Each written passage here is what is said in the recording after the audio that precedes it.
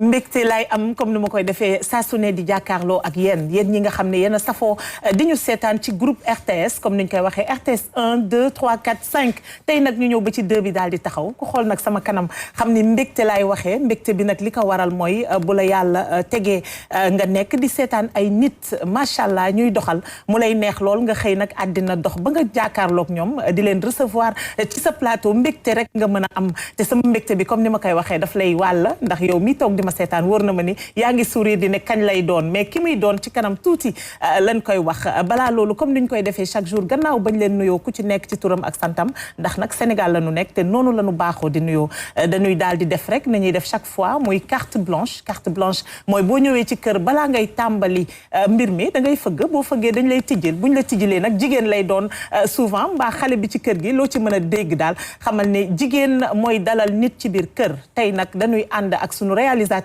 ndax culturel lañu wax Ami Collé Barham moo fi nekk ñu dem jëli carte blanche dellu si waat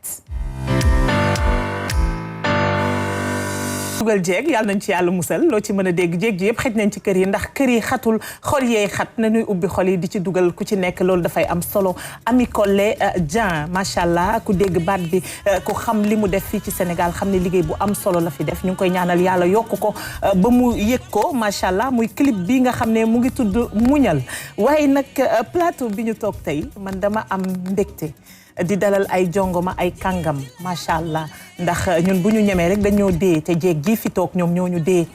damay daal di bàyyi rek sama caméra daal di doxantu ndànk teg rek caméra bi ci kenn ci ñoom ndax tey surprise laay doxee da ngay seet lii rek kii nag mooy Ñaatam Ba ñu ngi laa dalal ci plateau bi di am mbégte bu yaatu vraiment di la dalal ci plateau bi. ben Awa maa ngi lay nuyu bu baax di nuyu sama sister yi ma bokkal plateau bi. tey li nga dajale dafa grave. sister Kebs ak Maria. donc ñu nekk ñoo xamante ni c'est des sœurs de cœur. nekk ñoo xamante ni bi ñu duggee ci liggéey bi ba léegi yaa ko wax. macha allah kenn newul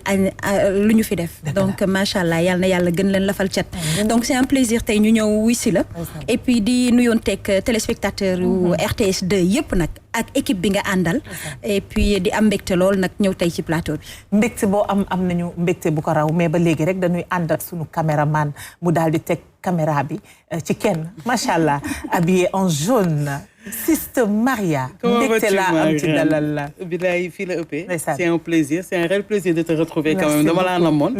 retrouver aussi mes sœurs Ñaatam ak Kebs c'est un plaisir nuyu bu baax a baax tous les téléspectateurs de la RTS 2 di leen ziar bu baax a baax a baax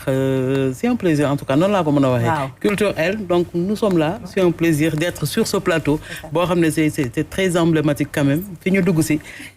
daf ñuy fàttali affaire yu bëri donc maa ngi lay nuyu bu baax a baax di nuyu toute l'équipe macha allah équipe bi yëpp mu ngi lay nuyu bu baax a baax ndax ba ngeen duggee ci kër gi ba léegi bonne humeur moo fi am ngeen nekk seen biir kër nag ndax télévision nationale ñëpp xam nañu sénégalais yëpp a ko bokk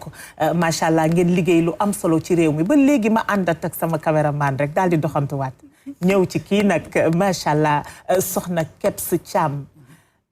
muy icône muy ndeysaan star en ligne bu ma la xoolee sama xel yëpp ci loolu lay nekk waaye nag noo xam-xam ma demb gën laa xam boppam ñu bàyyi ko mu présenté wu la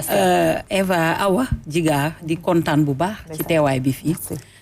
ba pare nag ni nga ko waxee ma ñëw fekk fi ñoo xam ni man ak ñoom benn lañu ku ci mel ni Ñaatam c'est ma sister adorée waaye Maria tamit kontaan lool ndax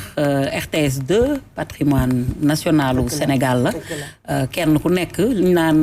lenn ku ne yëfu ñun ñëpp a ko bokk daal donc kontaan nañu bu baax teew fii ba pare fekk la fi ngay def liggéey bu am solo c'est un plaisir de te voir sur ce plateau et ñi ñu fi fekk ñëpp c'est la joie et la bonne humeur donc kontaan nañu ci teewaay bi dëgg la kontaan nañu ñun tamit ci seen teewaay vraiment ba may coordonner émission bi ba léegi dama ànd ak benn fugg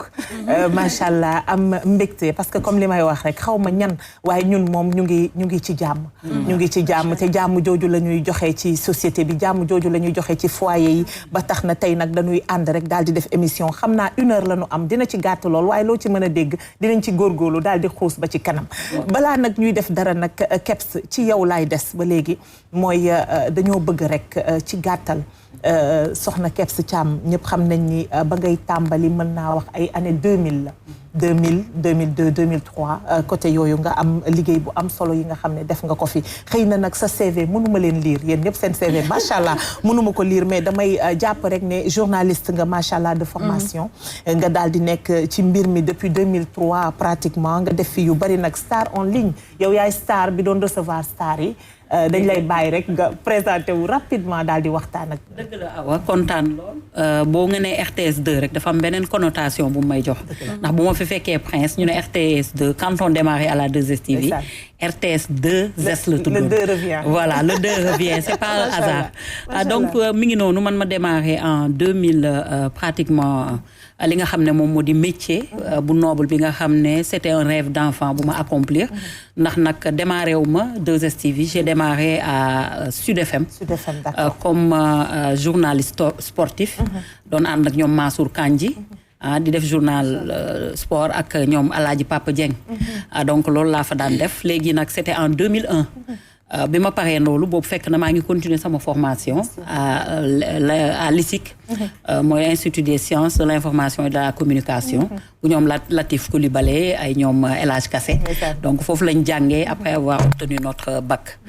donc nag bi ñu paree ci loolu ñu ñëw fi nga xam ne moom moo di fi ma commencé muy TFM fukk fële kon nu mu tuddati 2STV la après donc ma ñëw fi nga xam ne moom moo di 2STV xanaa xamoon ne RFM sax commencé naa fa ak ñoom Yves Antonio Ogola voilà du temps de Sport FM ak ñoom Ndeye Doom Diouf mais stage lañ fa amoon yàggul ensuite nag ci la ñu décliné ci la ñu dem fi nga xam ne moom moo di 2STV bi nga xam ne RTS 2S la tuddoon muy Origine SA donc présentation boobu laay commencé fa nag ay émissions yoo xam ne au début c'était pas évident avec le public nga xam ne lu bees la woon nit ñi tàmmuñu woon di gis nit surtout ay xale ñu leen di jox télévision jox leen antenne ba pare bàyyi leen de manière artistique ñuy génn li nekk ci ñoom sénégalais lu bees souvent da koy xaw a kii surtout nga toog wat sa bopp toog di wax dañ naan chaque jour ñu woo la te émission bi voilà c'était des appels téléphoniques la woon en direct mu nekk live chaque guddi àdduna bi ko seetaan voilà c'était pas évident donc suñu jaar-jaar c'est un peu ça mais on a été d'abord dans les rédactions dem ci terrain bi di defi ay reportages journaliste lañ de formation mais au départ à la RTS 2S bi muy commencé amuñu woon chaîne à télévision à vocation culturelle la woon il n'avait pas le droit de def ay infos yu demee noonu mais regretté wu ma ko parce que kenn ku nekk ak sa destin donc en gros ba léegi nag ma nekk fi nga xam ne moom moo di TFM pour tënk rek macha allah tënk nga ko parce que buñ ko naroon yaatal tey gi xam naa émission bi dafay daal di métti waaye loo ci mën a dégg tracé nga te fa nga tracé ay ndaw yu bari jaar nañ fa moo tax rek comme li ñuy wax chaque fois rek nit booy def da ngay rafetal ndax suba dafa jar a sóor te macha allah loolu nga def waaye nag damay ànd ak sama réalisatrice ndax am na dara rek li nga xam ne wër nañ ba dugg ba génn indi ko ñu seetaan ko dellu siwaat. Bonsoir et bienvenue, chers téléspectateurs dans Stars en ligne, la seule émission interactive qui vous permet de dialoguer toutes les semaines avec vos stars préférées. Ce soir, nous recevons une grande dame, l'impératrice de la musique africaine. 30 ans de carrière, faut vraiment le faire, avec plus de 35 titres. Une artiste qui nous a tous fait rêver depuis notre tendre enfance. Il s'agit de l'impératrice de la musique africaine que nous avons l'honneur et le plaisir de recevoir ce soir sur ce plateau de Stars en ligne pour la première fois. L'impératrice de la musique africaine, la beauté est magnifiée ce soir. On est vraiment contente, Aïcha. C'est un honneur de vous recevoir sur ce plateau. Je vous laisse dire bonsoir à tout ce public qui est en train de suivre cette émission. Oui, bonsoir à tout le monde, à tout le Sénégal, à tous mes frères de l'Afrique, de la diaspora. Ben, j'embrasse tout le monde et mes meilleurs vœux. meilleurs vœux également mbokk yi xarit yi nga xam ne yéen a ñuy seetaan suñu invité tey rek moo di soxna Aïcha Koné di artiste di ndaanaan boo xam ne ba ñu nekkee xale ba léegi yàgg nañu dégg ay wayam des titres fétiches comme Addouma yoo xam ne rek yàgg na koo def muy artiste bu mag jóge fële ca wàllu Côte d'Ivoire ñëw fii ci Sénégal rek ñu invité ko ci seen plateau Stars en ligne ñi leen koy defalee semaine bu jot rek mooy suñu invité tey vous êtes Aïcha née un 21 mai à Adjamé, Dallas, quartier populaire de la ville d'Abidjan, la capitale économique de la Côte d'Ivoire. Vous êtes la benjamine de 15 enfants. si c'est vraiment exact. Et votre père était médecin. Et est-ce qu'au départ, ça ne s'est pas posé le problème puisque vous êtes né noble de chanter? Ah oui, j'ai eu beaucoup de problèmes avec ma mère surtout. C'était assez compliqué avec la famille. Bon, on se disait que voilà, elle veut s'adonner à une vie de débauche. C'était pas facile. Vraiment, mais j'ai dû tenir quand même contre vents et marées parce que je me dis que c'était ma conviction. C'était à travers ça quand même que je devais me faire connaître la culture de mon pays. Ben, voilà. Et 30 ans de carrière, faut vraiment le faire. Et du temps de Georges Benson, ancien directeur de l'Office de radio-télévision ivoirienne, comment ça s'est passé, vos débuts? Est-ce que vous pouvez vraiment revenir à vos débuts? Soxna Kebs Thiam machallah comme li ñuy wax rek am na yenn liggéey yi boo koy def foog nga généreux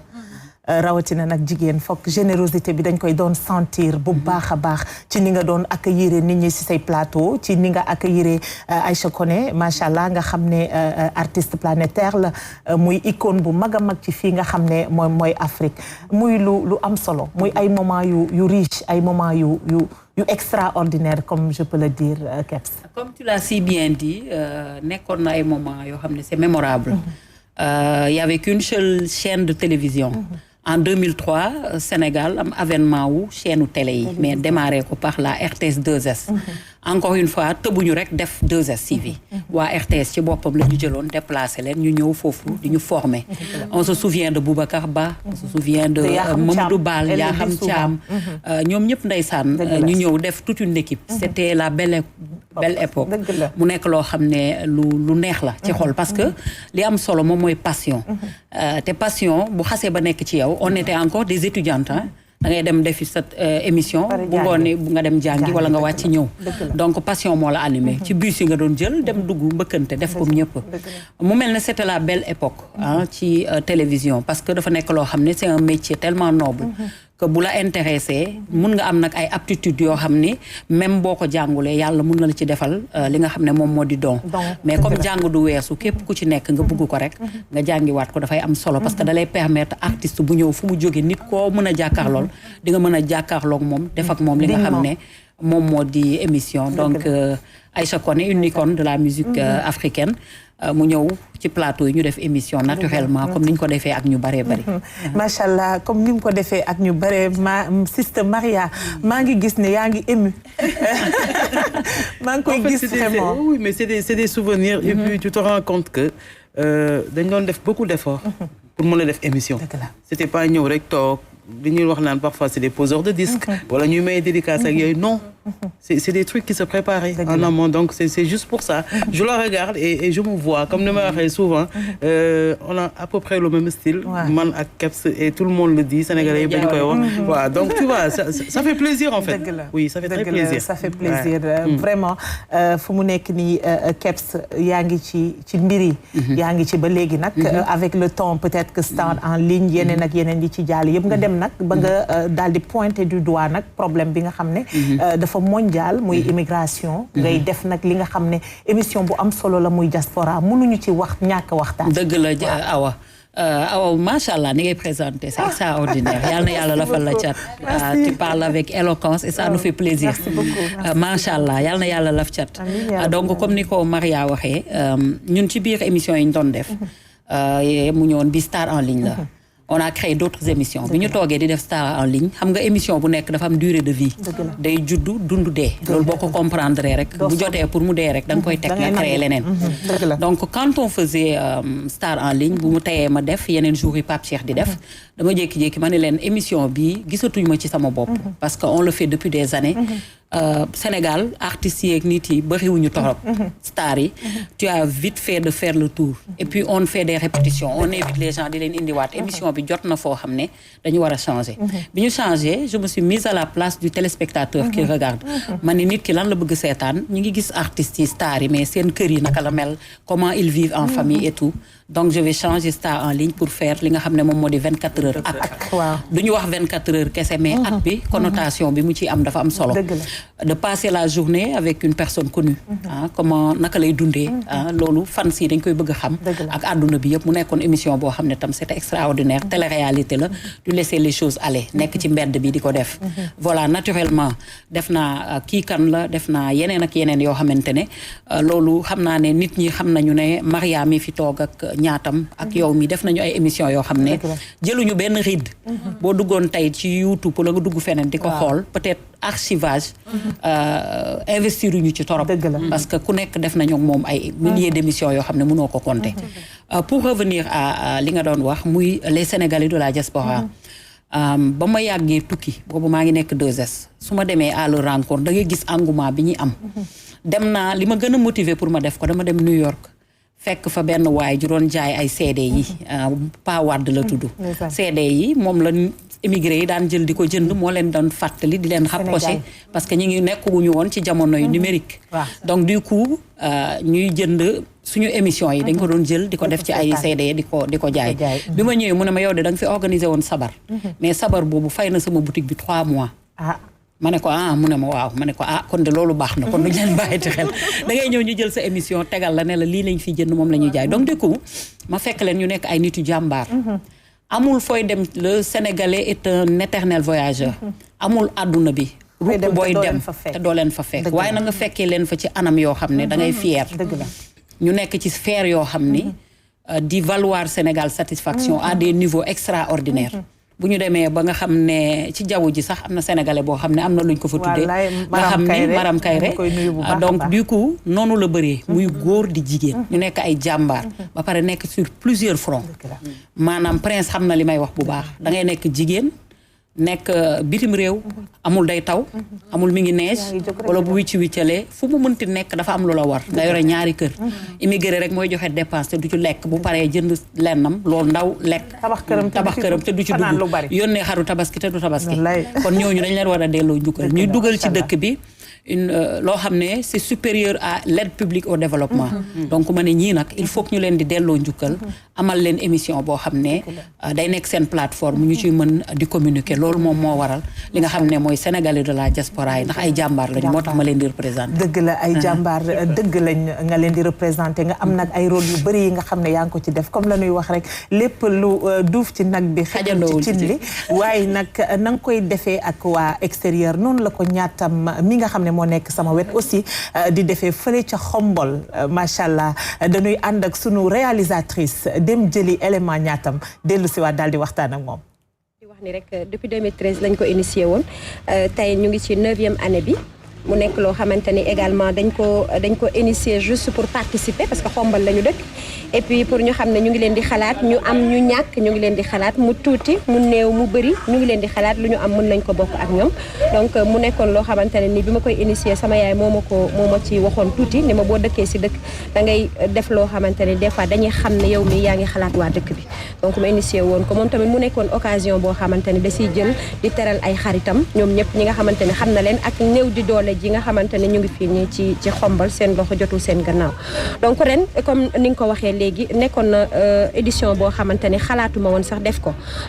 xalaatuma ko dans la mesure où dama voyagé woon donc bi ma ñëwee ça fait juste ay 10 jours ci laa ne xaaral ma def ko ñi nga xamante ne ñu ngi ma daan jàppale aussi xam naa ne buñ ko gisee dinañ ni kii waxuñu ko ren mais juste am na ñoo xamante ne nii ay 3-4 personnes la ñu toll. ñu ñëpp nag dañu ñëw joxe seen participation symbolique ci li nga xamante ne moom laay def moo les dons à Khombole tey nag spécialement dañuy dem si li nga xamante ne ñooy kilifa yi dañuy tudd les imams bu ñu demee ci imam yi jox leen ni mu toll parce que ñoom imam yi loo leen jox dañuy ñëw séddoog ñi nga xamante ne ñoom la ñu nekkal bu ñu jógee foofu dem ci daara yi niñ doon def chaque année mais ren exceptionnellement dañu gën a xëcc suñu jëf jëmale ko ci ñi nga xamante ne korité day jot duñu mën a sax teg cin wala buñ ko mënee aussi du bëri ñu ñëw dugal suñu participation symbolique ku ci nekk dinañ la jox donc andi nañu ceeb andi nañu suukar andi nañu dëwlin soble pomme de terre ak li nga xamante ni mooy tuuti comme boo xamante ne leen ko jox accompagner leen si li nga xamante ni mooy ñoo ngi leen di ñaanal seen jàmm ñu leen ñaanal fan wu gudd fu ngeen bëgg a egg yàlla na ngeen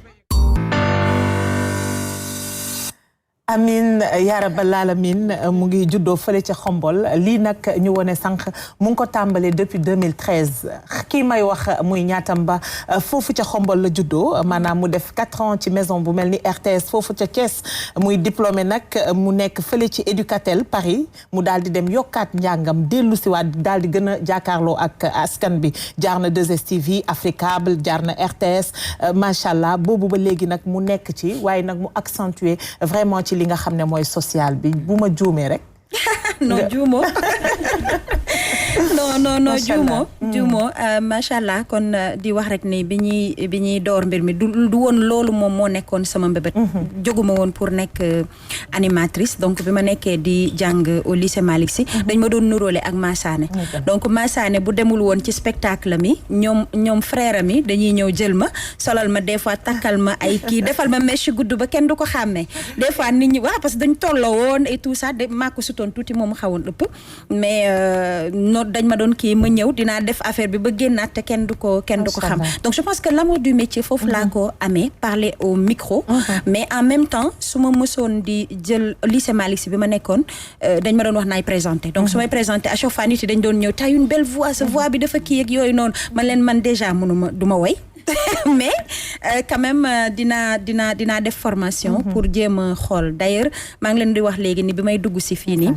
sama yaram dafa daw parce que à mes 15-16 ans boobu maa ngi jàng en même temps sama tonton moom moo dëkkoon Allée Centenaire sama cousine bi ma dëkkaloon moom moo doon jaay waa RTS ay yére donc ce qui veut dire que chaque fois bu indi woon yére duggee Turquie Dubaï et tout boobu neexoon na ay veste ay chemise dama ko doon gunge donc bu ma ko gungee ñëw dama fi dajeek ay Simo Melège daje fi ak ñoom Yaxam Thiam Michael Souma daje fi ak ñoom Feu Betty Bao ñoom ñëpp mais bu ñëwee dama leen di wax waa du ngeen ma dimbali ma wax si micro bi ñu ne ma non doo wax donc man y avait ñoo xamante ne dañ la doon décourager comme ay Simo Melège daf ma doon wax t'as une petite voix il faut que tu travailles ta voix t'as une petite voix bi dafa ndaw bu ma waxee loolu rek damay jooy dama naan ko non mais man il faut ma wax affaire yooyu noonu donc quand j'ai su que ni nag c'est devenu ma passion je me suis formée donc dama dem defi sama formation avec mon diplôme après dellu si waat mais avant la formation Michael déjà j'étais au lycée Malick Sy bi ma fa nekkee il y avait chaque année dama doon ñëw comme je l'ai dit à Dakar vacances mais su ma ñëwee mu ànd ak sama cousin dem naa ba miinanteeg waa Dakar FM di ànd ak ñoom Michael di bu ñuy dem fenn yóbbaale ma bu ñu defee émission maa ngi ci suuf may ranger les casques may ranger balaa ñuy ñëw dinaa tegal Michael li muy soxla ci table ji defaral ko bagage yi mi soxla andil ko stylo bic dem boobu ay kii ñoo xewoon CD yi bëriwul woon noonu y avait des cassettes y avait des CD mais dama doon fomp yëpp li ñuy soxla il m'a donné le programme après ma tegal ko ci kaw table maintenant bu nit ñi wàccee nag après mu ne ma duggal nga wax après waxal nii defal nii je me suis formée ici à la RTS moo tax bi may dugg sànq sama yaram bi da doon daw et puis comme ni nga ko waxee ça s'est passé comme ça jusqu'à ce que nag ma def formation parce que nit boo Kebs wax na ko léegi dara boo ko bëggee tu vas faire la formation mën nga ko jàngee dans le tas ñu ne la da sa voix dafa neex mais l'intonation ce que tu vas dire li nga xam ne mooy culture bi li ci biir loolu lépp da nga ko war a dem jàng parce que lu nekk ak fi nga ko war a waxee ak ni nga ko war a waxee surtout la tenue loolu dañ la koy jàngal donc quand j'ai eu le diplôme maintenant ci laa commencé ma ànd ak Michael Souma à Thiès boobu ñu ngi ubbi Thiès FM bi ñu ko ubbee Thiès FM fallait Michael def voix bi jingle bi en français ñuy wër ku koy def ma ne Michael mën naa ko def en wolof ñu ne ma non mënoo ko def non yow da nga ànd ak ma ne leen noo jox leen ma def ñu jox ma ni ma wax ko def ko en wolof donc boo ko defee en wolof jingle bi ba léegi nii moom moo fay jàll donc nit ñi dañu pare après ñu teg ko loolu moo doon ouverture bi moom moo taal Thiès FM parce que dañ ne jeu concours la ñuy def c'est une voix ou c'est la machine donc nit ñi nag bi mu paree nag ba nga xamante ni def nañ jeu concours bi ba année bi ñu war a joxe ay cadeaux man ma ñëw nag waxaat ko en direct nit ñi dégg ko donc ñu jox leen ay cadeaux affaire depuis loolu nag on m'a demandé de rester à Thiès FM j'ai fait 4 ans là-bas di def saxaar gi la journée bu ngoon jotee ma dem bu le matin ma dem jàngi ngoon gi ma ñëw def saxaar gi donc ça s'est passé comme ça jusqu'à ce que Ndeye Awa Mbaye jóge fi Michael Souma di romb ak Boubs à Thiès dégg ma may animé Youssou Ndour ni ko c'est cette voix-là que je veux à la radio. Depuis lors je suis au groupe Futur Média en passant par yeneen ak yeneen. Pour revenir un peu ci social bi ci sama yaay parce que moom dama juddu fekk sama yaay ci social. c'est-à-dire ñun sama papa da doon ñëw ni ko saaku ceeb bi jeex na qu'est-ce qui se passe. ndekete da doon tibb ceeb bi di ko jàllale si ginnaaw mur bi di ko jox ay nit di def ay affaire donc mu ne ma nag su dee dangaa dem ba nit ñi xam la amoo ay millions loo defal sa dëkk mais jëlal li nga am nga seddoo ko ak ñoom donc maa ngi commencé woon ak benn paquetu suukar dama daan bàyyi ba guddi parce que dane ma bu ko fësal noonu bàyyi ba guddi ma jël paquetu suukar bi fekk kër goo xam ne amul buntu kër dafa am à Xombol ma jël ko dugal ko teg ko noonu ci kii bi teg ci benn 2000 wala benn 1000 francs waaw c'est-à-dire kenn du ko teg c'est pas fermé da ngay gis néegi nii rek donc bu ma ñëwee teg après dem je l'ai fait pendant 4 ans je pense un jour laa ñëw taseeg Youssou Ndour di ko wax mu ne ma maa ngi dégg sa affaire yi sama benn xarit moo ma ko wax mais da nga koy fësal nit ñi gis ko parce que exemple la nit ñi di la tontu ci laa commencé nag ñu koy génnee ci réseaux sociaux yeeg ñoom seen ba léegi nii je suis à des millions maa ngi lay wax ni image bi nga génn ni ça date depuis 5 ans waaw bi ma mujjee def dama boole naa ci je pense que def naa presque plus de kër kii bu nekk quartier bu nekk à Xombol j'ai fait 10 maisons plus les parce que bu ma nee 10 maisons du ma ñëw fekk Kebs Thiam mu toog yore téléphone am buntu këram avi kii beeg yooyu non damay def liste quartier bu nekk ñi nga xamante fa laa juddoo quartier bi nga xamante ni da ngay dem soxla nañu ko ma dem yóbbu ko foofu voilà bu ma demee yóbbu ko ngoon gi ñu ñëw def ndogu ñu taal suñu oto ñibbi si waat à Dakar donc je l'ai même pas fait pour tout naturellement la lay génn si man et puis social boobu noonu man moom laay dund ba léegi parce que mënuma gis ko am problème mënuma gis ko jaaxle mënuma donc loolu c'est en moi en fait c'est en moi dëgg la muy lu am solo fii li nga fi wax lépp liñ ci gis mooy gëm sa bopp d'abord am ambition nga daal di xam ne lii laa bëgg damay dox wuti ji ko loolu la fi def macha allah ba loolu weesoo nag nga daal di am lu ci li la yàlla jox rek nga jël ko bokk kook ñi nga xam ne ñoom nga bokkal ndax loolu dafay am solo mbokk dañuy wax souvent mbokk mais mbokk dafa élargi te bu yaatoo rek daal di law nag ci Sénégal yëpp muy lu am solo Kebs dëgg la dafa am solo ndax social moom mooy lépp ndax doomu aadama yàlla lu mu sàkk doomu aadama la ci gën a fonk boo defee lu baax boo ko defalee doomu aadama defaloo ko doomu aadama bi yàlla sunu borom nga ko defal nee naa ko lii ngay def bu la ko sunu borom fayee te duñu bett ci moom ndax gis nga nit il faut nga sukkandiku ci sa identité xam yow yaay kan loolu dafay dooree ci fonk sa bopp ak fonk sa gox dëgg la xam ni yaa ngi Dakar di liggéey waaye fi nga jógee dafa am solo identité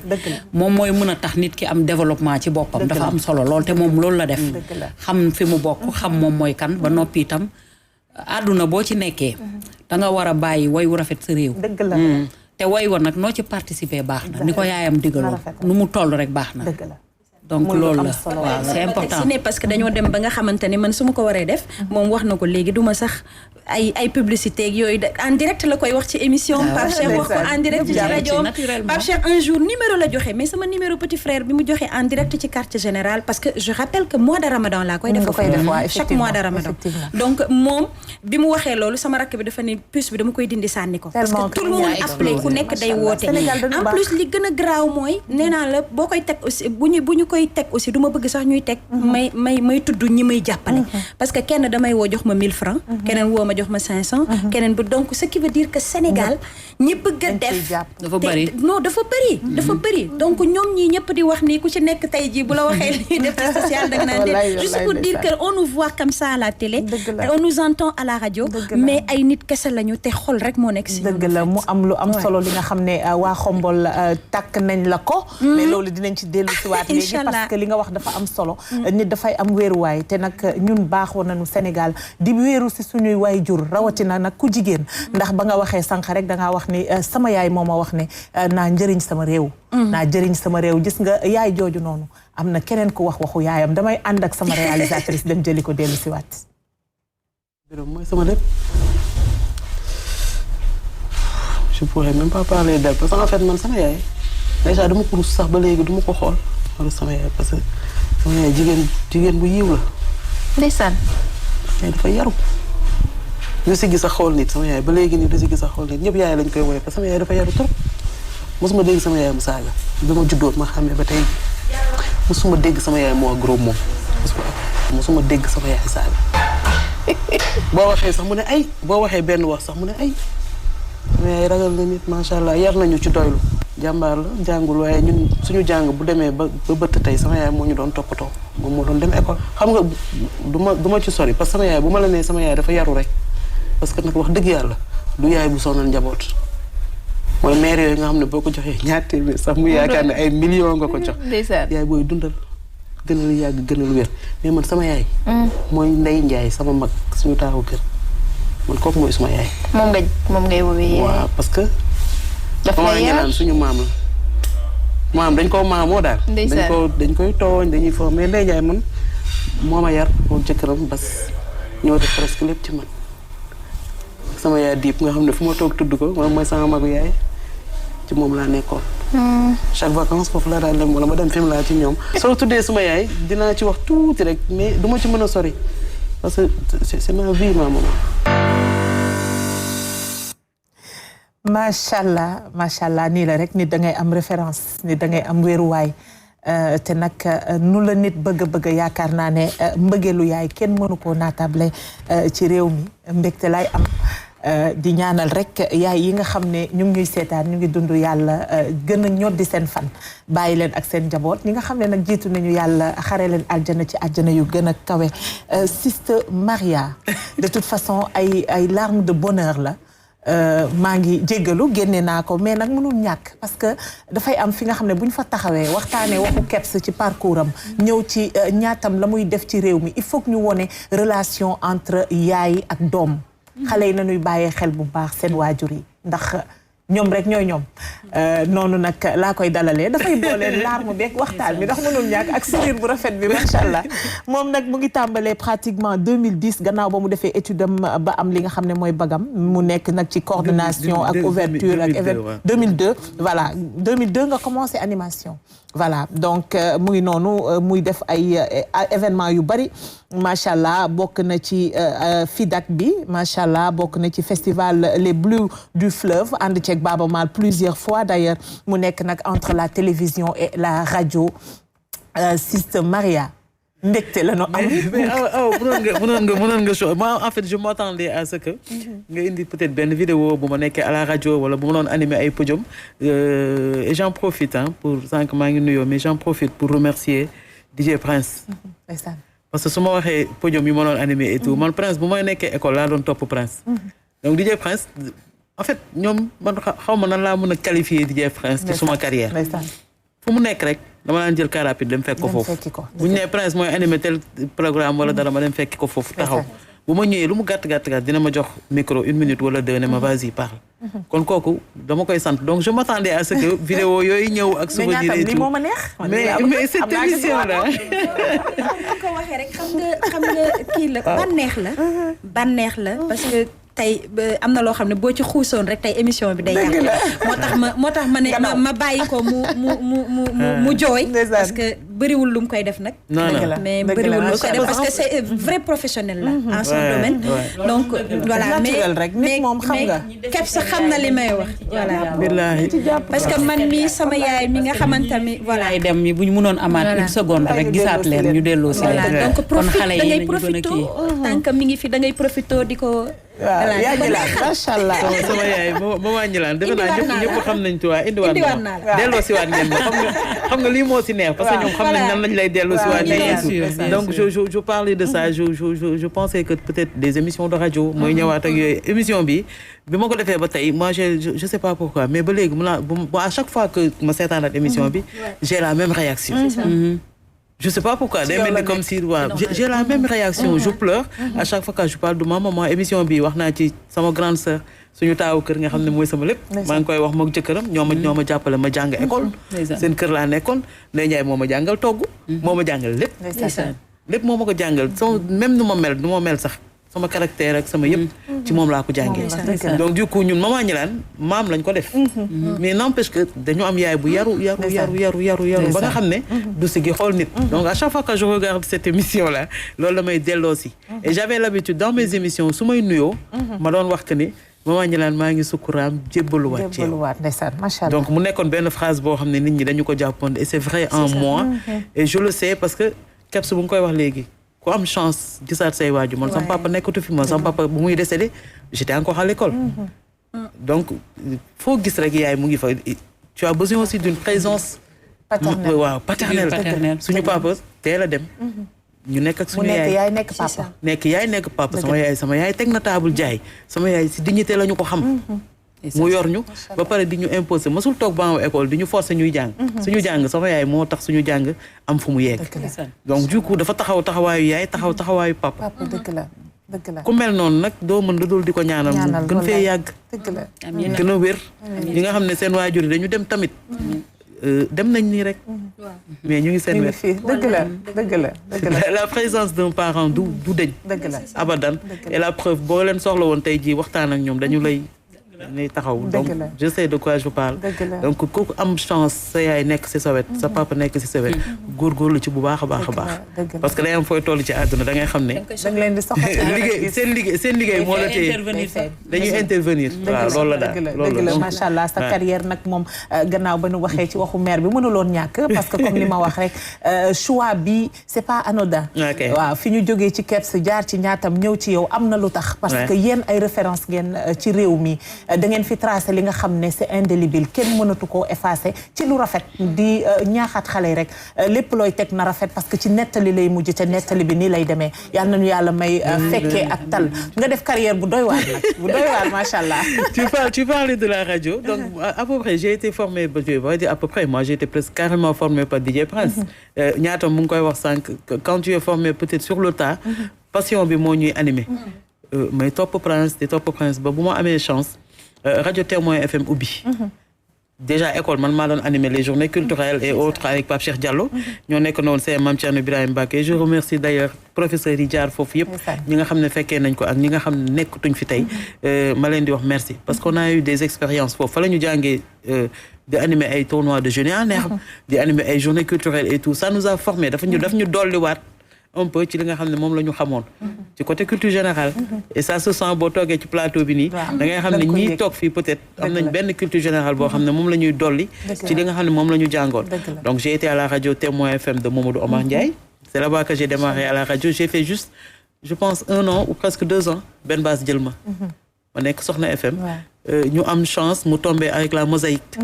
boobu nit ñi dañ daan dégg animateur mais daaw ñu leen gis y avait la mosaïque donc mu nekk beneen affaire beneen tournant ci li nga xam ne moo di audiovisuel Sénégal ñu nekk fa nekk commencé nekk les stars comme ni ñu koy waxee gars yi commencé ñu xàmmee ñuy def casquette di am suñuy style ak yooyu donc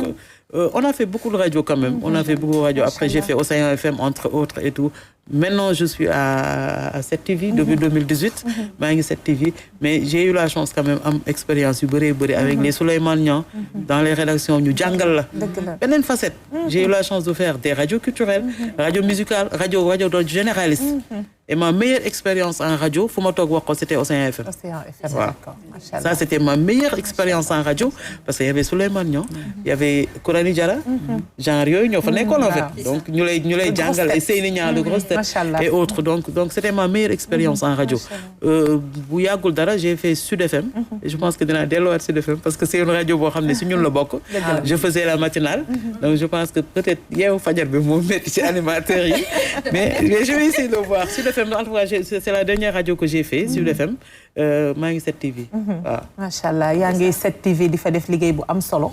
yaa ngi invité nit ñi yaa ngi waxtaan ak ñoom man mii ci seen invité laa bokkoon macha allah j'ai trop apprécié cette émission là vraiment macha allah j'ai trop apprécié bu ma la invité merci lépp yow la donc loolu tamit dafay am solo waaye nag bu nu demee ba ci waxtu bi ci émission bi dañuy am invité d'honneur tey nag invité d'honneur nee naa du ma woo kenn ku dul sociologue Nogay la tudd Kebs duñ dem seeti ko ñëwaat ñu dem te ñëw ay ca ñu dem te ñëw en tout cas maa ngi tudd Madame Guèye nekk sociologue expert genre di consultante freelance leen jaajëf bu baax si invitation bi waaw d'abord li ñuy njëkk a wax mooy il faut savoir que ne léegi environnement médiatique bi bëri na ay jigéen lool mu nekk lu baax si ñoom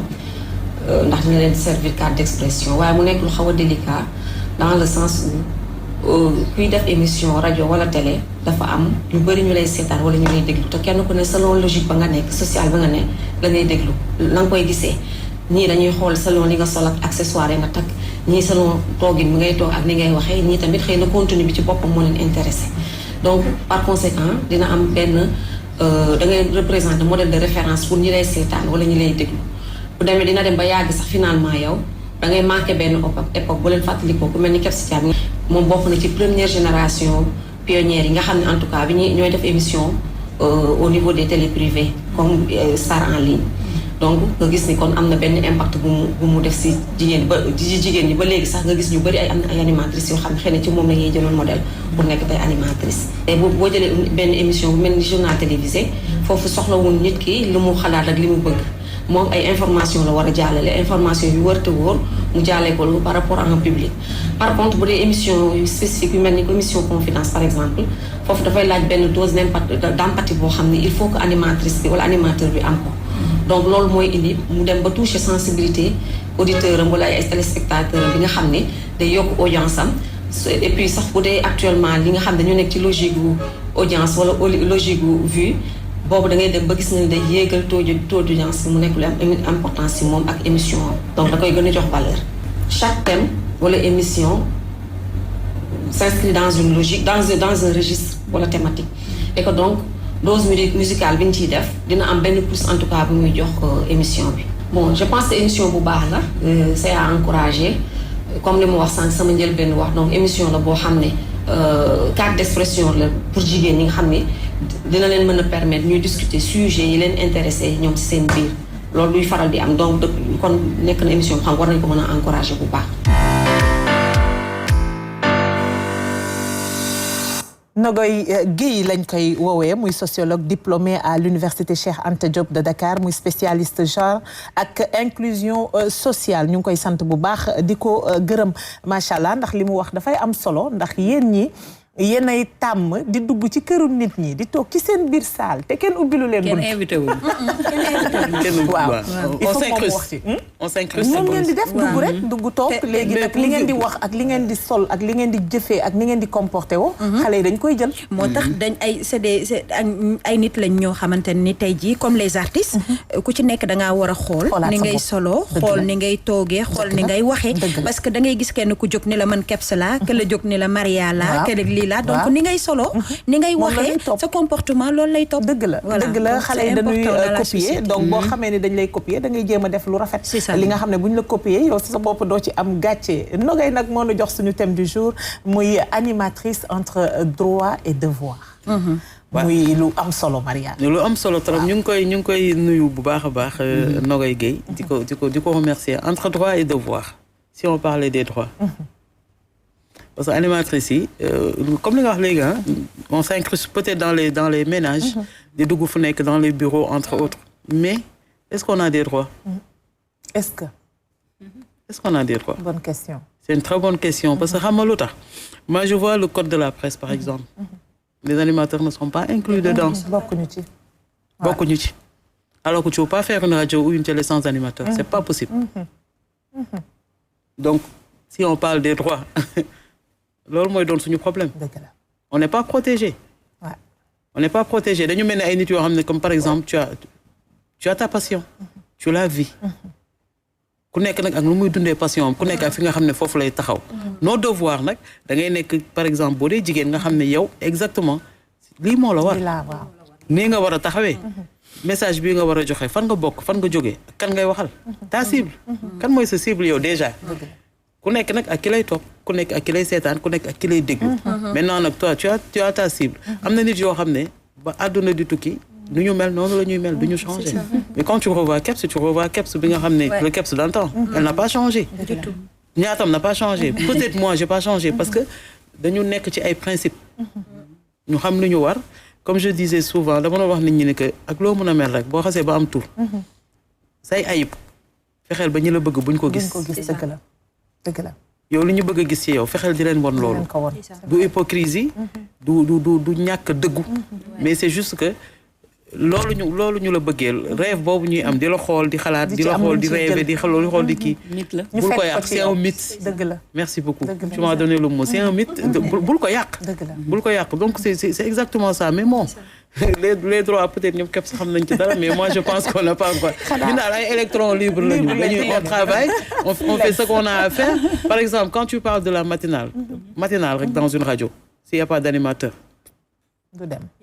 c'est vrai. C'est pas possible. C'est vrai dëgg la. En fait loolu la quoi en fait. mais waaw mais Kebs peut-être que bu ñu ñëwee tuuti après dinañ wax ne damay dugg ci genre bi mais dafa mel ni jigéen après animateur c'est autre chose mais animatrice dafa mel ni jigéen chaque fois ñun devoir la ñuy gën a am que droit est-ce que loolu ci animation bi rek la wala société sénégalaise moo xaw a bindoo moo bindoo noonu parce que xam nga y a un flou bu am ci kan mooy lan mooy animatrice lan mooy présentatrice lan mooy journaliste sénégalais bu ñu gisee nit rek da ngay gis sax bu ñuy critiquer ci réseaux sociaux journalistes yi la ñuy jox tout le monde n'est pas journaliste tout le monde n'est pas animateur mais y a un flou comme ni ko Maria waxee y a pas à mon avis d'école où on enseigne l'animation bu dee am na tamit bariwut même école de formation yi ñu def en journalisme voilà voilà nga xam ne da ngay bokk ci benn desk boo xam ne tu es spécialisé en ça ou en ça loolu benn la ci point yi beneen i mooy suñu société yi ni mu bindoo ci biir kër yi déjà xale yu jigéen ñi la ñuy jël assigner leen les tâches ak li ñu war a def loolu dañ ko def dañ jël jigéen am foo xam ne dañ ko fa dugal góor na dem football yi boo nekkee xale c'est culturel c'est loo xam ne c'est ancré en nous loolu daf ñuy topp représentativité bi nga xam ne moom la ñu war a am ci média yi am na ay icône am na ñëpp mais man je trouve que pourcentage bi dafa néew beneen bi on a un problème d'organisation boo xamante ne dinañu mën a jàppante ñun àndandoo suñu biir pour que boo waxee message bi war a mën a jàll dem na ba toll ci loo xam ne dañu war tamit di tànn ceeb bi du ku nekk déedéet parce que ku bëgg sax mën ngaa nekk animatrice parce que c'est pas fermé on n'a pas le droit de dire kii na def kii du def képp kuy xale bu jigéen nga bëgg dugg ci animation la voie est libre kenn moomu ko et ku ne mun nga ko def mais nag def ak defin moom moo am solo fond bi la ak forme bi parce que du lépp la ñuy wax ci télé dëgg la du lépp la ñuy wax ci télé parce que ñun à l'époque sax bi ñuy jàngal boo commencé di wax ba naan cher téléspectateur dañ na naan tu ne sais pas qui te regarde ils te sont chers d'où tu ne les connais pas tu n'as même pas boo ñëwee neel bonjour rek tu démarres parce que ngay gis kuy def émission dinañ nuyoo 2 heures de temps tu vois benn buy tàggatoo ba pare tàggatoo mbër waaw ba pare il faut ñu gën ko valoriser parce que mënuñu sonn ci dara am luñ ci def daj ci dara ba agsi fii ñu war a recommencer waat encore liñ naan la nature a horreur du vide ñun ñi nekkoon ci animation yi di ci liggéey di ci am luñ ci def dañ jékki-jékki on a laissé la place on l'a laissé ou on nous a écarté on nous a pas écarté c'est nous donc entre droit et devoir ce devoir ngay def pour que say droit ñu mën la ko respecter wax télévision rajo taal na dëkk kon nit looy wax danga koy xam lan ngay wax xam kan nga parce que xamuloo ku lay seetaan et wax bii nga wax fii ça reste toute la vie te jigéen dafa am image boo xam ne da ko war a sàmm parce que milieu animation boo toogee di ci dégg ñu ci wax yenn ça te fait mal ça te fait mal da lay choquer may am message boo xam ne je lance ça à toutes ces jeunes filles qui ont envie de devenir animatrice wala ñu nekk ci yoon bi que seen àdduna bu leen dara jaxal ñu dugg ci loo xam ne dinañ ko regretter ëllëg et que jigéen amul lu ko jomm ci àdduna bu bëgg mën na ko am aussi bien ci milieu animation ak feneen donc nag nañu jox suñuy droit nañ ko dolli gën a dooleel représentativité bi gën a am te loolu je pense que ce n'est ni le rôle de nit ñi wala ñu koy régir c'est le rôle des animatrices ñoom ci seen bopp ñoo war a def benn jonction boo xamante ne bu ñu defee symbiose boole affaire yi c'est des voix qui se font plus entendre bu ñu amee reconnaissance rek dina baax reconnaissance bi mooy nga xool Kebs xam ne Kebs elle mérite d'avoir une carte de presse ñu xam ne kii servir na presse nga xool ñaatam parce que nit ñi comment tu as fait pour avoir ces images là mais les images sont là les vidéos sont là ñëpp xam nañ ku nekk lan la fi def ñëpp xam nañ kii ñëpp xam nañ kan moo mérité ñu boole la ci biir li nga xam ne moo di presse bi dëgg la on peut pas avoir techniciens yi lañ ma baal on peut avoir les journalistes et les techniciens dans un code de la presse Les animateurs ne sont pas dedans. Alors que nous, on est au début à la fin de tout. Il faut ñu utal leen leur place comme ni nga ko waxee. Mais d'accord naa ci la nga wax il faut ñu déggoo suñu biir aussi ba noppi ñu àndandoo suñu biir. voix yi élevé gën a mën a déggante gën a am ay initiative bañ a bàyyi noonu yëf yi parce que ñun booy xool instant bi on a fait plus de 20 ans lu dañuy continuer day am renouvellement générationnel dafay am on ne peut pas avoir les mêmes animatrices comme ñun en 2003 qui étaient au devant de la scène ñuy continuer ba léegi loolu doo nit sax kon bu boobaa day am renouvellement voilà lu jamono bu nekk ak la cay xam ñu nekk jamonoy analogique continuer nekk jamonoy numérique mais dañuy maintien nag dëgg la maintien nag bëgguñu affaire bi yàqu du yàqu parce que on a la chance comme ni ñu wax ñu jaar ci ay loxo yu baax jàng jaar ci ay loxo ñu jàngal ñu mën a transcender jóge ci musique bi def leneen dëgg la on fait des émissions politiques on fait ceci on fait ça et puis on fait des émissions politiques yoo xam ne boo ko seetaanee bu ñu la waxee kii amul formation journaliste da nga naan c'est pas possible c'est vrai dëgg la loolu nag expérience moo koy def dëgg la expérience dafa am solo waaye xam naa ñaatam du ko mën da nga koy miin dëgg la ñaatam non awoon nag tey am ngay invité tey jii yéen a ngi def lu leen neex non man ñëw ñaatam devoir yi laa bëgg nga ñëw ci comme ni ko sociologue bi waxee devoir bi nga am par rapport ak société bi déjà moom dañ koy remercier et puis di bëgg nag à chaque fois ñu leen di jox parole ñuy wax nit ci di dégg nogay donc tey bu ñu toogee ñoom li ñu wax nii li ma ciy dolli rek mooy ku ci nekk dañ la tàggat am luñ la yare am loo gis sa biir kër waaye gis ko ci métier bi dëgg la fépp fu ñu yem tey jii yaru moo ñu fa yóbbu ak respecter suñu liggéey c'est-à-dire tey da ngay ànd ak sax benn animatrice ci benn émission man day xalaat yaakaar bëgguma woon bokk ak yow plateau parce que tu parles tellement bien que xam nañu kii wax na ko léegi xam nañu kii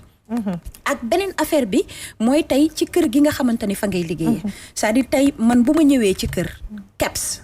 dama koy teg peut-être ñaatam wala vice versa parce que ñoo bokk génération pratiquement boo paree ci loolu ñi nga xamante ne ñoo ngi doog a ñëw ñu suivre ñaatam ak Kebs nañu sax arrêté bu ñu defete émission mais soxla leen utiliser leen pour ñu yar xale yi hiérarchie dafa am solo c'est-à-dire pour ñu yar xale yi mooy tax xale yi tey bu ñu taseeg yow ñu am respect ci yow ñu am na ñoo xam dañuy taseeg yow sukk ci suuf mais am na ñoo xam ne bu ñu taseeg yow dañuy xaar nga nuyu leen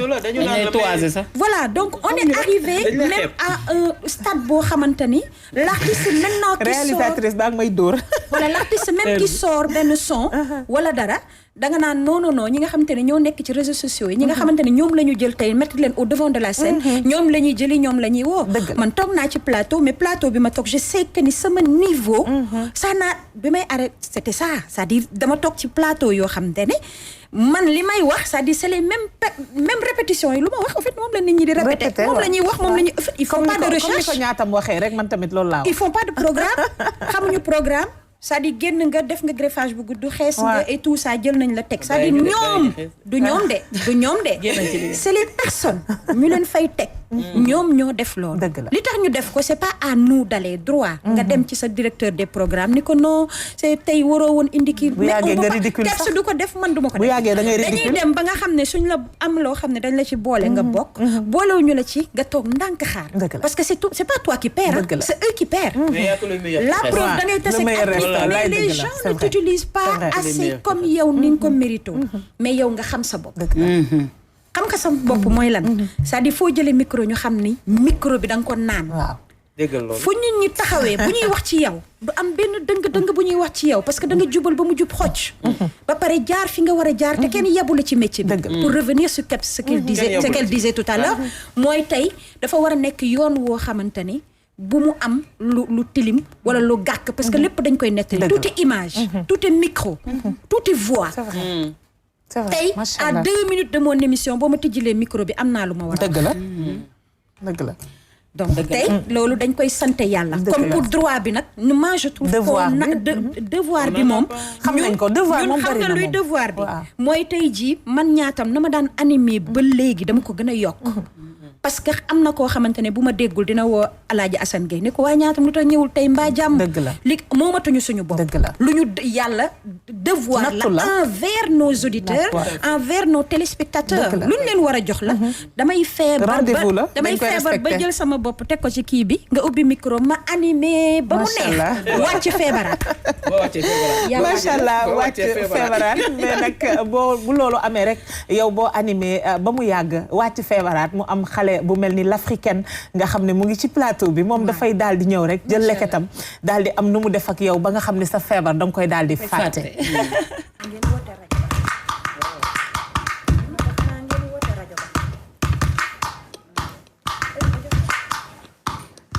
doom ju jigéen dafa jàngaaniwul ndajar yu kaayam calay xool doom day jaa dafa jàngaaniwul ndajar yu kaayam calay xool doom day jaa sama yaay ji dafa jàngaaniwul mamay royu kaayam calay xool doom day jaa jigéen dafa jàngaaniwul ndajar yu kaayam calay xool doom day jaa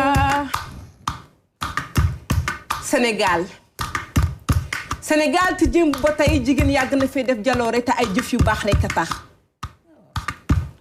xoolal Yacine Boubacar Fall ki moo yole bakkanam ngir suturaal borom këram les femmes de Nder ñoo tëju si nekk taal seen bopp ngir bañ gàcce soxna Jaara Buso yaay Xaadim kii moom lañ wàcc woon kër Maam Mor Anta Sale mu taxaw jooy rongo ñoom dal ci dëndam ñu nekk Jaara looy jooy mu ne waxi yàlla laa mënta weddi ndax nee na mu jul tëlu yenante ala Seydina Muhammad su ma weddiwul woon ay waxam man naa waat ne man Maam Jaara kër Maam Mor Anta Sale dinaa fi jur wàlliyu baa mu jur fi ki nga xamante ne mooy yenanta liggéeyam ba wóor na kàddoom ya fes na liggéeyam ba leer na nee na dinaa fi jur mbaar mu tim àdduna mbaar moo xamante ne dinañ ko dégg fépp liggéeyam bi wóy na moo jur maam borom Touba Baye Basak Baara Mbacke Balla Aïssa Balla Buri Serigne Mbacke Maram Seex Masamba Issa Dieye mi su guy texe moo jur maam Saliou Mbacke l'homme qui a forgé des modèles de disciples dans le faveur de leur foi. Sénégal jigéen mooy dëgg jigéen dëgg moom mi ñu bëgg dëkkee di ñu wax dëgg soo nekkee ci lënt amul xolu tëdd mi ngi xool nooy nekkee si jàmm di woy si say waaw ak dox si say bëgg-bëgg jigéen jàmbaar jigéen dawul jigéen moom mi toog di xaar darti ndax njaboot bay ak doom këru lëmm nga gàddu ko di togg boole ko fóot ay waay teewul bés bu set say naxar mu ngi gën di tar ba nëbb sab taar bu leen ko catu subaana ma nee naa la kaar dëgg-dëgg yelloo woo bàkkaar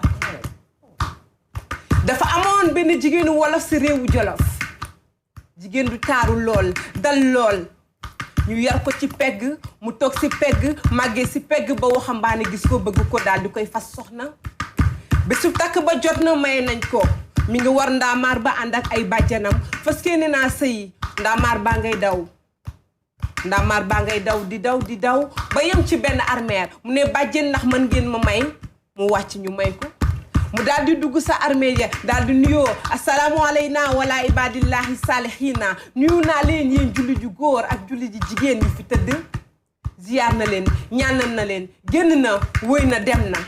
yi gànn sa ndaamaar ba ndaamaar maa ngay daw ndaamaar bi di daw ba ñu wàcc ko kër kilifaam raame nañ ko comme ni ko olof yi di defee defal ko aadaam mu daal di jàkkaarloo des ak bàjjanam bàjjan ne ko tey jëf yi nga ma def ban façon jëf la fan nga gisee seet bu ñuy muur mu yem ba si armeer daal di wàcce mu ne bàjjen sama yaay dañ ko muuroon mu sëyi te ba mu demee fa muy sëyee dafa seey ba jur ma fa man mi ba bés jot yàlla jël bakkanam mu dem baay ñox sunu baay mu def si man yar kon fi ngeen ma indi tey sëy siw ma dama sëy si looloo tax ma dem fii nga xamante ne moom si armée ya daal di saafoon teex ñi fa tëdd ndax bu mu jógee fii foofooy sama kër gu mujj kon jigéen mooy dëgg elle est celle que l'on blâme et pourtant elle est une âme celle que l'on ne cesse de couler ses larmes et pourtant elle est celle qui fructifie qui donne vie qui sacrifie sa vie pour celle des autres et de ses enfants sans intérêt éduquer femme soulager, protéger, enfanter. Donc pourquoi les maltraiter, les violenter, les tuer sans discrimination d'âge ou de lien de sang? Abomination, maudit soit ces hommes. L'africaine. Merci beaucoup. Machallah. Machallah muy xale bu am talent Kebs Maria ñaatam gis ngeen ko nii la koy defee ba pare thème bi mu ci développé machallah c'est extraordinaire. C'est extraordinaire dañ lay ñaanal yàlla wéral sa cër yàlla barkeel lépp li nga xam ne yaa ngi ci teg sa loxo Kebs waaye xam naa ne temps bi xoj nañu moom dinañ ko invité waat mu toog fii incha allah moom l'africaine ñu daal di gën a waxtaan ak moom ndax dafay am solo sénégalais yi gën a xam kuy gune gi def fi lu neex lii waaye nag gannaaw bu yëpp weesoo nag dañuy daal di jàll rapidement si signature du jour Kebs signature du jour bi nag tey xam nga nuñ ko bëggee yéen ñëpp da ngeen di def plateau de fin maanaam da ngeen di tàggatoo waaw loolu laa bëgg damaa bëgg a jàng parce que bi ngeen fi wax yëpp da ngeen wax fee laa jàngee fii laa jàngee fee laa jàngee waaw dinañu animé waaw animé ngeen waaye da ngeen di tàggatoo en tout cas man am naa mbégte bokk ak yéen plateau waaw kay journaliste man animatrice kay boole ci animatrice qui xam nga tu me permets moi je dis souvent man comment journaliste man du ma jël kii jàmbur de je fais pas usurpation de fonction journaliste mais je suis pas journaliste c'est ce que je suis animatrice et je suis présentateur les communicants sont des journalistes quand tu es à l'antenne quand tu présentes et tout tu fais le boulot mais bàyyi rek ma ne animatrice moo doon moom dama bàyyi ma dem de c'est-à-dire man ci sama animé man tey damay teg fee ñoom Youssou Ndour teg fee Wally Seck tàng sama tàggatoo du mën a niróo bu Kebs sama bos du mën a niróo en tout cas man damaa bëgg a jàng damay demander sama caméraman bi rek tegal ma ñaata mais aw duñu def affaire mbër mu daal di da ngeen bëgg a sant gërëm non en fait man dama bëggoon ñëw rek ci sociologue bi remercier ko elle s'appelle comment Nogay Gueye tey girl power moo am déjà ak l'africaine elle est extraordinaire déjà leket bi muy symboliser rek ak yal na yàlla jàppale na am carrière et lii la donc y a que des femmes fii te kenn ku ci nekk am nga benn valeur déjà on te félicite pour l'émission surtout le titre de l'émission elle est pleine de sens culture donc elle est pleine de sens ñu ngi lay féliciter xam naa ni jàng liggéey bu bëri en amont lañ ko def ak groupe bi nga xam ne Prince moo ko dirigé jarul sax en fait ku xam li may wax souvent boo toogee ci télé wala ci rajo di wax ki lay déglu wala ki lay seetaan moo la gën a xam dëgg la donc ñun bu ñu toogee xam nañ ne émission bu ñu préparé dëgg la ndeysaan émission bu ñu préparé la defee télé dafa métti xam nga lu tax ñun mu métti y a pas de téléprompteur du am rédaction comme animatrice ni ñuy defee dañuy jël émission rek teg la ne la demal. bëgguñu tàggatoo nee nañ ma bëggoo tàggatoo. dañuy tàggatoo sax il faut ñu ku nekk da ngay foog ñu remercier la aussi. c'est-à-dire quand on dit man seen ñëw rek. non il faut ñu encourager la. moi je t'ai vu sur scène. hormis peut-être li ngay nekk artiste di def ay théâtre mais je t'ai vu sur scène nga def présentation benn spectacle. C'était je pense si je ne m'abuse journée mondiale du cinéma ou du théâtre quelque chose comme ça mais j'étais tellement ébahie te man neexuma convaincre dama compliqué je t'ai vu sur scène ma kontaan nekk professionnel technique convaincre la du mel ni bu ma gisee am na seen boy bu nekk fii bu lakkale ku nekk yor ak beneen boy bi Momo Birima ak Momo yëpp bu ma leen gisee Birima quand je l'ai vu après mu ne Prince moom moo formé ma ne ah d'accord là je comprends bien Prince nag kaay ma wax la su ma ko gisaatee fii ça fait plaisir non duñ tàggoo c'est quelqu'un d'exceptionnel damay wax rek parce que ñuy commencé RTS 2S c'était avec lui waaw léeg-léeg mu woo la ci ruq xala ne la bàyyil ñii di la protéger rek ñëwal nga def nii xam nga lu tax mu neexoon Prince xam nga tax ma bëgg a wax ci Prince dafa am luy dal animatrice yi luy dal jigéen ñi ci ñenn ñi boo demee si nit pour ñu jàngal la wala ñu former la on parle souvent de promotion canapé boo demee ci nit wax ko sa soxla muy jéem a xool fan la lay jaar pour séq ak yow Prince n'a jamais fait ça de ça je tiens à le dire Prince yaru na dalay yar dalay teg ci yoon ba pare xam na fan la war a yem ak nit ñi moo tax ñun ba tey man su ma ko gisee ñaari loxo laa koy nuyoo. c'est quelqu'un que je respecte Maria tàggatool. ma tàggoo waaw jaareel noonu waaw mais kon ñu ngi leen di sant di leen gërëm bu baax a baax yéen ñu saxoo di wétalikoo li nga xam ne moo di Culture Air ça a été un plaisir comme à chaque fois de vous présenter cette émission merci à tous et merci à tous les invités. dégg loolu.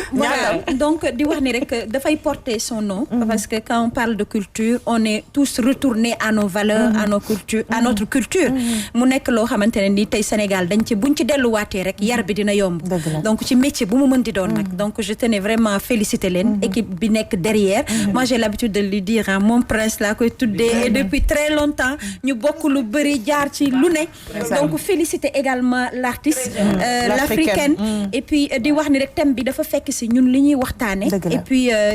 di wax rek ni dañ leen di encourager féliciter leen remercier les téléspectateurs ñi ñu doon seetaan di leen wax ni nañ koy faral di ko def dañ koy faral di ko def et puis donner le temps aux gens de parler c'est-à-dire de s'exprimer et puis voilà maa ngi tàggoo ba léegi d'accord tàggooguma de donc maa ngi leen di invité leen yëpp yéen ñëpp maa ngi leen di invité à Khombole on fête les 100 ans de la commune de Khombole et puis il y a tellement de choses à faire di féliciter suñu maire encore une fois monsieur Magaye Boye et puis di wax ni rek yéen ñëpp inchallah vous serez à Khombole bon il y a beaucoup de dates c'est-à-dire le 5 décembre le Khombole di am 100 ans mais nous on va démarrer au mois de novembre il y a des soirées à Dakar des concerts à Khombole et puis après suñu paree xam nga artistes yi def nañ benn son ñi dëkk ay ñoom Fatou Guewel Assane Ndiaye Tarba Mbaye ñëpp Khombole lañ dëkk Daba Sey pour bañ a lim ñooñu rek donc actuellement on est en train de préparer pas mal de choses yoo xamante ni bu nee Khombole mooy fêter 100 ans Sénégal mooy fêter yaa ngi tàggoo ba tey jërëjëf yokk leen temps émission bi Kebs nañ la bàyyi rek nga tàggoo waaw Awa ça fait un plaisir vraiment nekk ci plateau bi ànd ak sama sister yi nga xam ne tu vois comment le courant passe on a d'excellentes relations donc yàlla na yàlla gën a yàggal sa taxawaay nga gën di continuer di représenter vraiment jigéen ñi avec des thèmes yoo xam ne c'est différent di wax nag ne la culture est au début et à la fin de tout développement durable comme disait le président poète Senghor fonkoon culture lool ndax culture nit waaw parce que nag nit parce que nit Maria da ngay wax xam nga yéen rek yàq xam nga bi ngeen di tàggoo damaa noppi bàyyi leen ma tàggoo. yow da ngaa dugg samay mbokk ma bëgg laa tagg xam nga nga wax ñan la Senghor nga wax waaw. Aïcha man yaakaar dégg loolu ni maa jox séeréer bu xees musuma gis en tout cas kontaanoon nañu ci loolu di wax ni nañu gën a sàmm image yi animatrice nañu sàmm image on n'a pas tout pu développer fii mais l'essentiel a été dit en tout cas ñu ngi lay remercier di remercier toute l'équipe ndax ku xool émission bi xam ne liggéey bu am solo la et on a besoin de ça. jërëjëf en tout cas sant naa leen gërëm naa leen bu baax a baax parce que comme ni ma ko waxee ci début bi ak yéen dañuy jàng on apprend toujours yàlla na yàlla wéral seen cër yàlla barkeel lépp da ngeen nekk nag ci seen i coin di liggéey seen i liggéey mais xam leen ni ñun ñëpp ñu ngi leen teg bët maanaam teg nañu bët ci seen kaw ngir rek bëgg leen roy waaye yéen tamit am naa mbégte bu yaatu vraiment ànd ak yéen ñiy safoo di ñu seetaan ma ànd ceeg samay naataango xam naa ne tàggatoo du xaw a yàgg dama leen di wax rek ne dimanche prochain incha allah dinaa fi ñëw ànd ak yeneen invité ci culturel bu neexee yàlla jërë ngeen jëf